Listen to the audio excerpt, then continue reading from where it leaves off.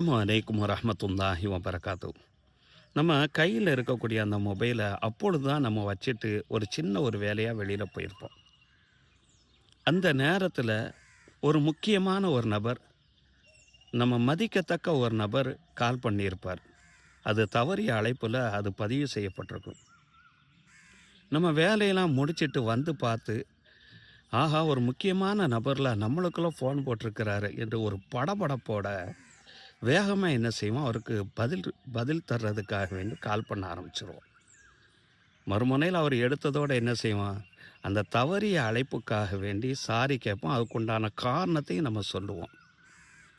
ஒரு நபர் மொபைலில் கால் பண்ணி அந்த தவறிய அழைப்புக்கு கொடுக்கக்கூடிய அந்த முக்கியத்துவத்தை, இறைவனுடைய அழைப்பாக நம்மளுடைய வீட்டு வாசல் வரை கேட்கக்கூடிய 5 நேரமும் கேட்கக்கூடிய அந்த அழைப்புக்கு நம்ம என்னைக்காவது முக்கியத்துவம் கொடுத்து பதில் தந்திருக்கிறோமா? இல்லை தான் அந்த வார்த்தைக்கு மறு வார்த்தை பதிலாக நம்ம சொல்லி இருக்கிறோமா? யோசிச்சு பாருங்களேன். ஒரு வீட்டில் நிம்மதி, சந்தோஷம், பரக்கத்து, அதே நேரத்தில் மகிழ்ச்சி, ஆரோக்கியம் இவைகள்லாம் தொலைகிறது என்று சொன்னால், ஏதோ ஒரு அழைப்புக்கு கொடுக்கக்கூடிய அந்த முக்கியத்துவத்தை இறைவனுடைய அழைப்புக்கு நம்ம கொடுக்காததனுடைய விளைவாக கூட இருக்கலாம் அல்லவா? யோசித்து பார்த்தா அதுவும் ஒரு காரணமாக அமையும். நபித்தோழர் சஹ்லுப்னு முஆதுபின் அனசுல் ஜுஹனி ரலியல்லாஹு அன்ஹு அவர்கள் ஒரு ஹதீஸ் அறிவிப்பாங்க.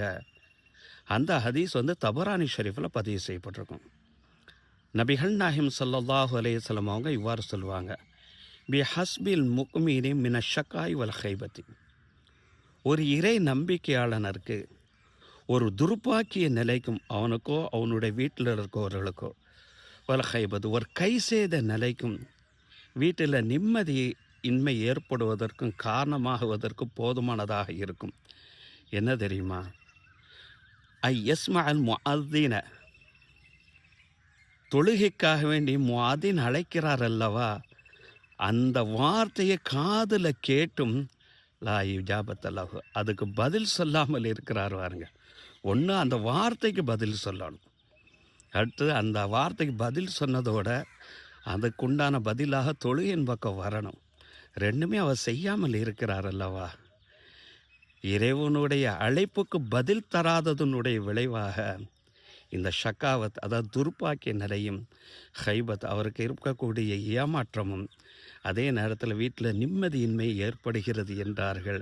அதே ஒரு போதுமான காரணமாக அமையும் என்றார்கள் நபிகள் நாயகம் ஸல்லல்லாஹு அலைஹி வஸல்லம். வாங்க, சாதாரணமாக நம்ம நினச்சிடக்கூடாது.